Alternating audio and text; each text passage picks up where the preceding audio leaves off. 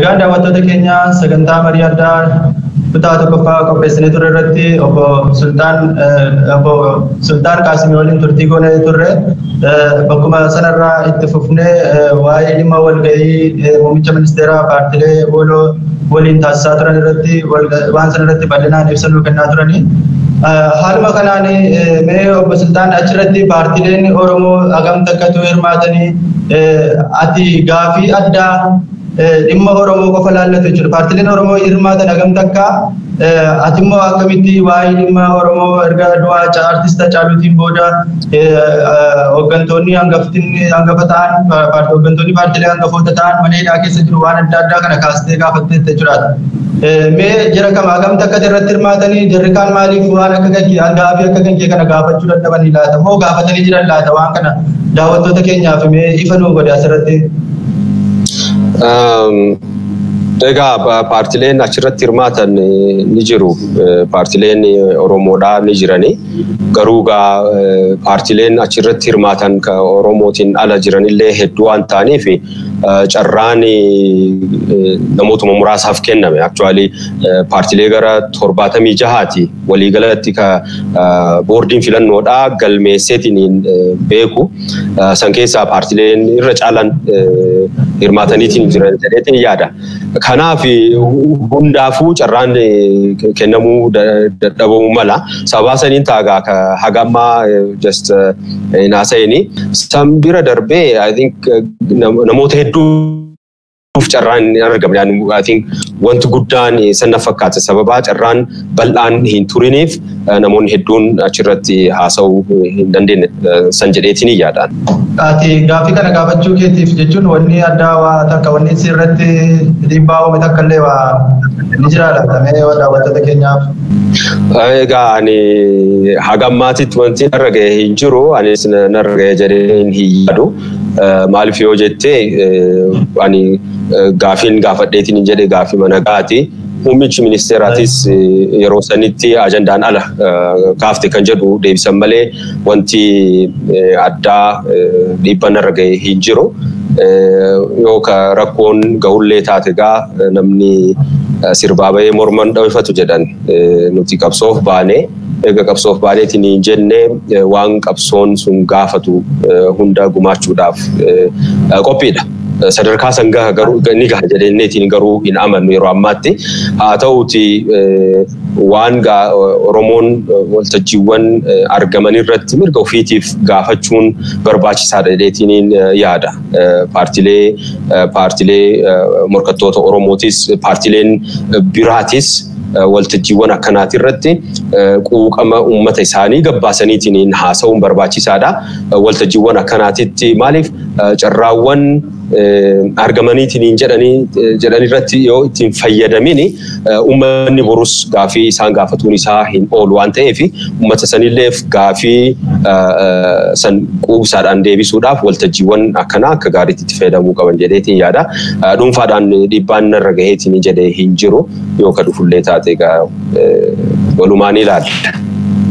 Ayyee dhaamsa asirratti godhamna dhimma marii muummicha ministeeraa waliin gootanii keessatti dhaamsa yoo qabaatte ergaa dabarfachuu barbaaddu jiraate asirratti ergaa dabarfattee gara qabxii keenya isa dhumaa fi isa taa'anii dabarfanna.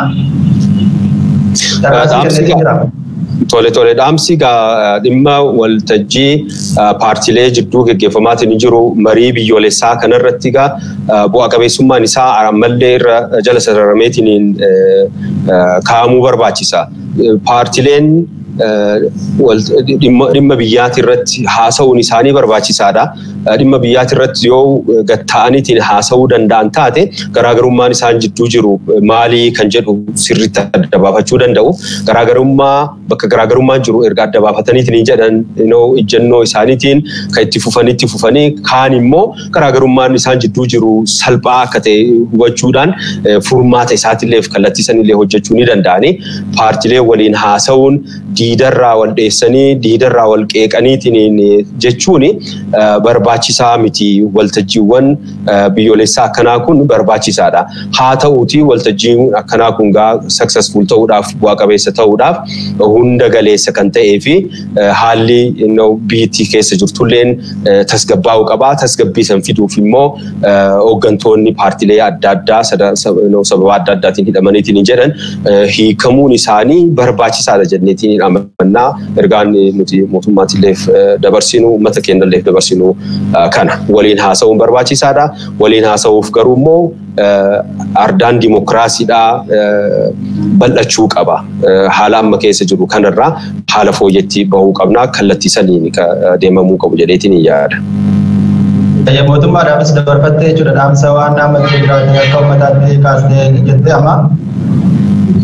Gaafima keessatti kaase gaa kana haalli ergaatti dabarse gaafima keessatti kaase bakka dirreen dimokiraasiidhaa dhiphateetiin jedhetti dhiphataatiin jirutti marii akkanaa gaggeessuun bu'aan isaa guddaa miti kanaaf fooyya'uu qabaa kan jedhu akka gaafitti kaase gaafii san keessatti ergaan dabare jechuudha.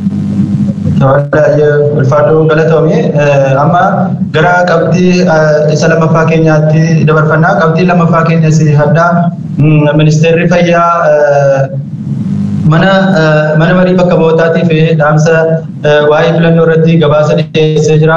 Filannoon akka gaggeeffamu waan jedhu waa'ee dhibee koronaatiin wal qabsiisanii filannoon itti aanu akka gaggeeffamu jedhanii waan kana kaasanii jiru. Mee haala biyyattiin keessa jirtu keessattuu Oromoo fi Oromiyaa keessatti haalli amma keessa jiru hedduu baay'ee ulfaataadha. Namoonni hooggantoonni paartii gurguddoon mana hidhaa jiru. Paartiileen jiranullee jarri jiranis illee mootummaan akka inni caccabee waan ta'e ta'uudhaaf waan adda addaa shira adda addaa keessa godhaa jira. Yeroo kana keessatti filannoon akkamitti gaggeeffame milkaa'uu danda'a laata? Filannoon wanti jedhamu ni jira laata biyyattii amma keessatti haala amma jiruun haala amma biyyattii keessatti adeemaa jiru keessatti Oromoo fi biyya Oromiyaa irratti waan ta'aa jiru kana irratti jechuudha. Mee asuma wal qabsiisi waan kana irratti mee waan nu ibsime. Gaarii dhagaa filannoon mootummaan tokko haala bakka bu'ummaa uummata irraa fudhate ittiin haaromsaatiin deemu sirna dimokiraasii keessatti filannoo jechuun bu'uura dugugguruu lafee duudati jechuudha. Filannoo jechuun sirna dimokiraasii keessatti biyyoota addunyaa keessatti sababa dhibee koronaatiin iddoon filannoon itti dabre ni jira. Iddoowwan muraasatti immoo filannoon ka fedhellee ta'uu dhibee kana dandamannee of eeggannoo barbaachisu goonee filannoon gaggeeffamuu qaba jedhaniitiin itti fufan ni jirani. Haala biyya keenyatti yoo dhufnu sababa dhibee koronaatiin filannoon akka dabru godhameetiin jira. Adeemsa wal gaafachiisaa ta'edha dhugaatti haalli adeemameetiin ture yeroo sanitti. Amma filannoon erga yeroo murtoofnetti dabreetiin jedhe booda yeroo ammaa kanatti ministeerri fayyaa Dr. Liyaan I think riipoortii paarlamaa Itoophiyaatiitti arra dhiyeessaniitiin jedhaniin mana maree bakka bu'oota uummataatti dhiyeessaniitiin jedhaniin of eeggannoo barbaachisu goonee filannoon gaggeeffamuu ni danda'a kan jedhu assessmentii gooneetiin assessmentii san irratti hundoofne of eeggannoo barbaachisu gochuudhaan filannoo gaggeessuu ni dandeenya kan jedhu arra riipoortii gaggeessanii I think manni maree bakka bu'ootas riipoortii kana caqasuudhaan filannoon yeroo gabaabaa keessatti akka gaggeeffamu murteessuu danda'a kan jedhu odeeffannoon bahaatiin jiran jechaadha. Tole. Egaa yoo waan kana ilaallu filannoon haalli itti dabarfameetiin jedhe of course yeroo jalqabaa dhukkubni kun amalli isaa hin baramne sadarkaan bal'ina isaa hin baramne nama sodaachisaa namoota hunda yeroo itti sodaachiseetiin jedhe ture. Haa ta'uutii murtiiwwan ijoo akka filannoo dabarsuudha. Maaliif mootummaan heerri mootummaa biyyattii kun mootummaan biyya bulchuu ka filameetiin biyya bulchuu danda'u waggaa 5 ifatti kaayetiin yeroo waggaa 5 jedheetiin ifatti kaayetiin jira. Kanaaf murtii sadarkaa kana ga'u filannoo dabarsuu kana murteessuudhaaf qorannoon akka gaariitti geggeeffamuu qaba. Adeemsi paartiilee morkattoota illee on board fideetiin mariin bal'aan geggeeffameetiin silaa akka deemamuu qabu. Mariin sadarkaa sanitti quubsaa ta'e odoo hin geggeeffamin gara dhimma heera mootummaa hiikuutittii fi booddee gara murtii nuti hunduu beeknutti haalli itti dabarame ni jira. Filannoon dabree gaa silaa hagayyaa kana dhumarratti waggama dabree hagayyaa kana bultii muraasa erga filannoon silaa akka geggeeffamu dabreetiin hin jedhe. Sanii asitti immoo gaa waggaa haaraa kanatti filannoon akka geggeeffamuu danda'u haalli mijatuu qaba kan jedhu gaafiin kun yoo ka'u sababaan jalqaba filannoon kun itti dabruu danda'e maali kan jedhu irra deebitee si gaafachiisa. Maaliif yeroo jalqabaatitti yeroo filannoon kun hin geggeeffama jedhameetiin hin karoorfametti sadarkaan dhukkubichi irra ga'eetiin hin jedhe yoo laallu fi sadarkaan dhukkubichi yeroo ammaa kana irra jiru immoo haala wal caala waliin madaalu dhukkubni kun yeroo ammaa kana babal'ateetiin hin jira. Kanaaf sababaan filannoon kun jalqaba ittiin darbeetiin hin jedhe dhukkubichaa miti kan jedhu nu qabsiisuu danda'a jechuudha. Kanarraa yoo ilaallu sababa siyaasaa ta'uu danda'a jechuudha.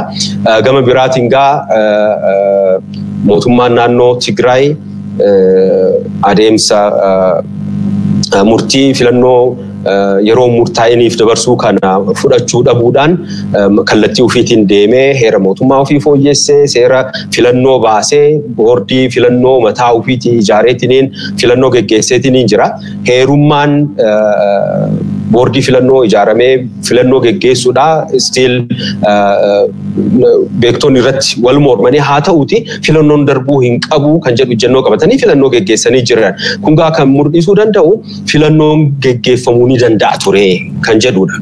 Haala kanaan gaa gaafiin filannoo odoon geggeeffamin mootummaan umurii ofii dheereffachuun kun dhimma leejitimeesii mootummaa wajjiin wal qabatee gaafileen gurguddoon akka irratti ka'an dhiibbaan akka irratti geggeeffamu ni dhiiba jechuudha. Waan akkasii waan itti fiduu fi yeroo ammaa kana mootummaan biyya bulchaa jiru leejitimeesii fi gaafii keessa galee kana deeffachuudhaaf filannoo geggeeffamuu isaa itti amanee itti deemuutti jira jenneetiin yaadna.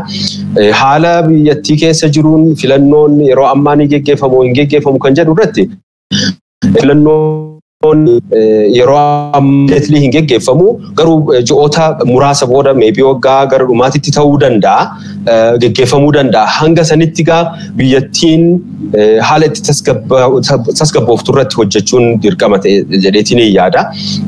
Namoonni hidhaman hiikamuun waltajjiiwwan paartiilee jidduu jiran hariiroon isaallee normalize ta'uu qaba. Biitii gara tasgabbiititti deebi'uu qabdi. Abdii jijjiiramaa dhabdeetiin hin jette sani gara horachuutitti yoo hin deebine taate filannoon maqaa filannootiif qofa kan geggeeffamu miti. Bu'aaleen rakkoon biyyattii kanallee filannoo qofalleen of course infurama jenneetiin hin yaadnu.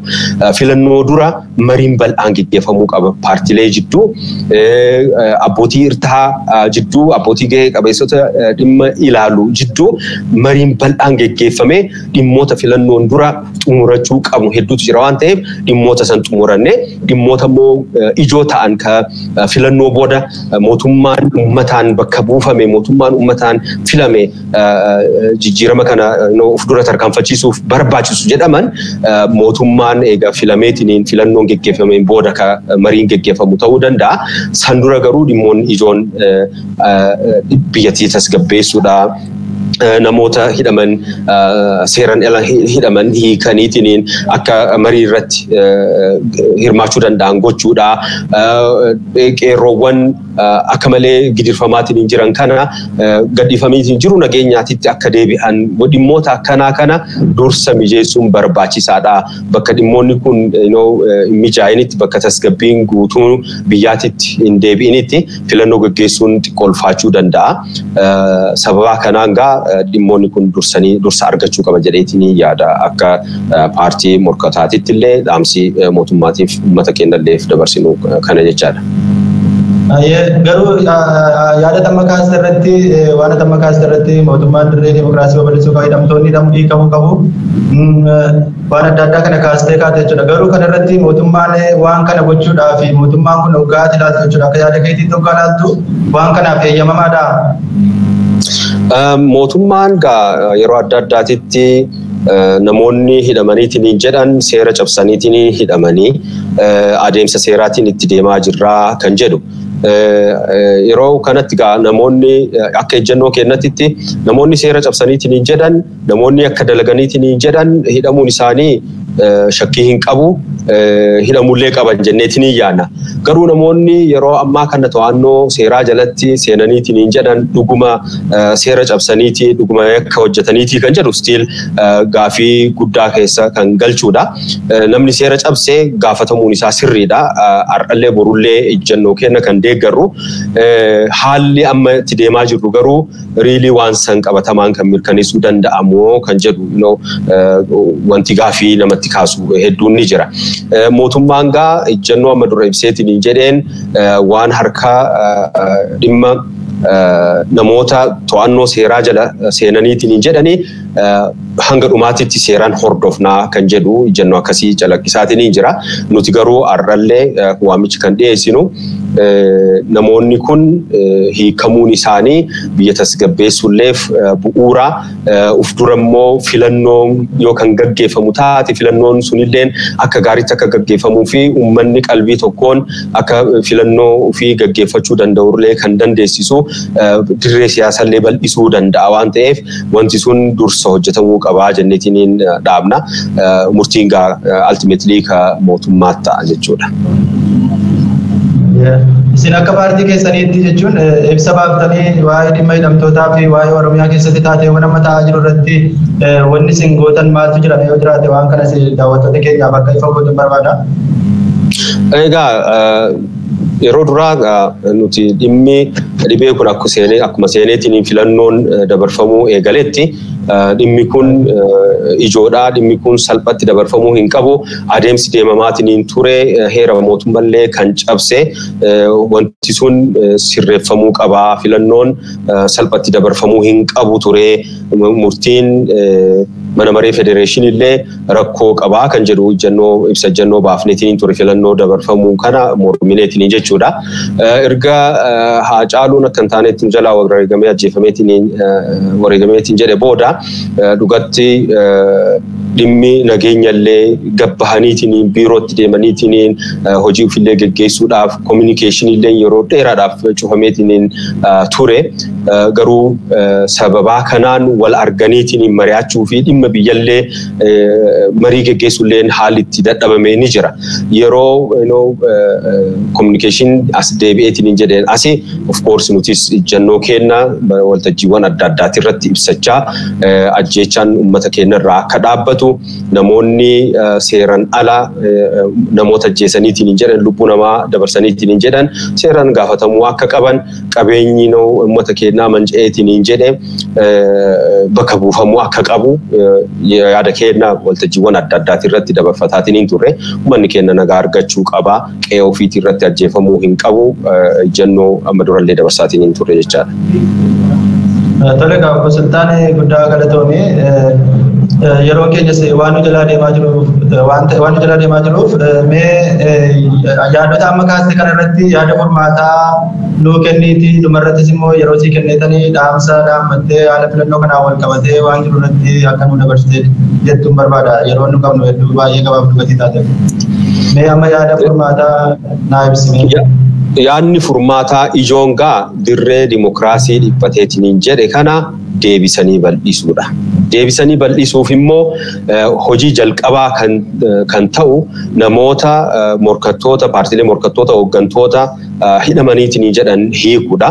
Lammaffaa yeroo ammaa kana sababaa rakkoo nageenyaatiin waraanni raayyaa ittisa biyyaa poolisiin federaalaa, poolisiin addaa Oromiyaa, poolisiin kan magaalaatii fi kan adda addaa sadarkaa adda addaatti hidhattoonni mootummaadhaa biyya Oromiyaa guutuu keessatti socho'aatiin hin jirani.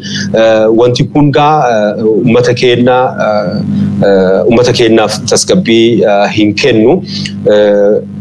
Jeequmsi guddaan yeroo hin jirretti, jeequmsi lubbuu namaa balleessuu fi qabeenya mancaasu yeroo hin jirretti waraanni daangaa biyyaa eegurraa baheetiin magaalaa keessa, baadiyyaa Oromiyaa keessa sababaan itti deemu hin jiru. Kana waan ta'eef mootummaan waraana kana gara kaampii ofiitti akka itti deebi'uu danda'u mijeessuu qaba jenneetiin yaadna. Poolisoonni Oromiyaatis biyya nagaa eegsisuun dirqama isaaniiti. Magaalaa keessatti, baadiyyaa keessatti jechaadha. Poolisoonni Oromiyaadha. Dirqama isaaniiti. Dirqama isaanii bahachuu barbaachisaadha. Yoo dirqama isaanii bahan garuu seerallee kabajuun barbaachisaadha. Adeemsa seeraa kabajaniitiin dirqama isaanii bahachuun barbaachisaadha. Hanga danda'ameen immoo humna biyya nageenya kabachiisuudhaaf yeroo fayyadaman humna miidhaa gaggeessisu akka ta'uu hin qabne dhaamsa keenya dabarsina. Sanbira darbee uummanni keenyalleen qabsoo itti jiru kana really qabsoo cimaatti jira. Qabsoon kun cimee itti fufuu barbaachisa. Qabsoon Oromoodhaa haga ammaatitti galmaan hin gahamne, gaafileen uummata keenyaa galmaan hin gahamne, gaafileen uummata keenyaa haga galmaan gahamu qabsoon uummata keenyaa karaa nagaa ta'een, karaa qabeenya hin mancaafneen, karaa lubbuun namaa itti hin dabarreen, karaa seera qabeessa ta'een qabsoo ofii itti fufsiisuun dirqama jenneetiin hin yaadna. Nutis uummata keenya hooggannee qabsoon kun akka galmaan gahu hanga dandeenyeen caasaalee qabnuun uummata keenya sochoofneetiin karaa nagaatiin qabsoo ofii akka gaggeessu nutis haga dandeenyeen gumaacha ni goona jenneetiin hin yaadna. Gama biraatiin paartileen morkattoota Oromoodhaa yeroo ammaa kana uummanni keenya rakkoo guddaa keessa jira. Rakkoo uummata keenyaa kana itti callisuu hin qabanii haga danda'anii warri tattaafataatiin hin jiran ni jiranii. Ammallee garuu gahaa miti. Gabbaaneetiin uummata keenyaaf sagalee ta'uu nu barbaachisa. Uummata keenyaaf kallattii garsiisuu nu barbaachisa. Gama mootummaatiin rakkoolee jiranillee ifatti baafneetiin dubbannee furmaanni uummata keenyaaf akka dhufu socho'uu nu barbaachisa. Dhimma Oromiyaa kana akka walootitti walgeenneetiin mari'anneetiin laallachuu nu barbaachisa. Uummanni keenya yoo hin jiraatin, lubbuun yoo hin jiraatin biyyi nuti fuulduratti illee hoogganuuf deemnu hin jiru jechaadha. Kanaaf paartileen morkattoota Oromollee waamicha ni dhiyeessinaa fi dhimma Oromiyaatirratti garaagarummaa siyaasaa adda addaa qabaachuu ni dandeenya. Garuu wanti nuti ijaaramne Feenna nagaa gabbii argatee jiru ofii akka jiraatu danda'udha. Diinagdeen isaa akka guddatu gochuudha. Kanaaf waan kana gochuudhaaf nuti illee wal argarreetiin waloodhaan ijjannoo keenyallee beeksisuu qabna. Uummata keenyallee wal taaneetiin hoogganuu qabna jenneetiin yaadna. Paartilee siyaasaatti illee ergaan dabarsu kana. Tolega amma sagantaa keenya gara gola booddee jirra. Mee dhaamsa yoo qabaatte daqiiqaa lamaan daqiiqaa sadan akkasiifan kenna waan dhaamsa mootummaadhaafis illee waan ta'eedhaaf dhaamsa akka dabarfattu daqiiqaa sadii si kenneetiin jira. Galatoomaa dhaamsi dabarfadhu dhimma paartii Odaa ilaalchiseeti. Paartiin Odaa paartii haaraa ijaarameetiin hin jedhe paartii dhaloota qubeeti. Irra caalaa paartiin kun kan ijaarameetiin hin jedhe godinaalee Oromiyaa hundarraa namoota baba'aniin hayyoota yuunivarsiitii bu'uura bal'aa qabuun kan ijaarame dargaggootaan dubartootaan amantaa adda addaatirraa waliin bahaniitiin godinaalee adda addaatirraa sadarkaa Oromiyaa fakkaatuun jechaadha paartiin kun kan ijaarameetiin hin jedhe gama miseensatiin gama hooggansaatiin paartiin keenya Oromiyaa guutuu fakkaataadha. Immeeji Oromiyaa guutuu fakkaata bakka uummataa hundaa ni qaba waan ta'eef paartii kana jajjabeessuun barbaachisaadha. Kaayyoo kennallee hanga danda'ameen nu cinaa dhaabbatee uummanni kenna akka nu deeggaru gaafii dhiyeessina. Dhaloonni kenna kuni dhaloonni qubee kuni dhibbeentaa 70 biyyattii tana keessatti dhaloonni qubee kun hanga ammaatitti qabsoo geggeessuun alatti qabsoo bilisummaa sadarkaa addaatti geggeessuun alatti siyaasaa dhama qabeessa ta'e irratti kallattiidhaan hirmaachaa hin jiru. Siyaasa irratti fulla'eetiin baheetiin hirmaachuun isarraa ni barbaachisa. Gama biraatiin paartileen siyaasallee hooggansa qaroo kana dhaloota haaraa kana gara waltajjiitti fiduun dirqama isaaniiti. Maaliif bakka bu'ummaan dhibbeentaa 70 dargaggeessa bakka ta'etti dargaggeessa arguu fedha uummanni. Waan isa fakkaatu arguu fedha hooggansa siyaasaati irratti.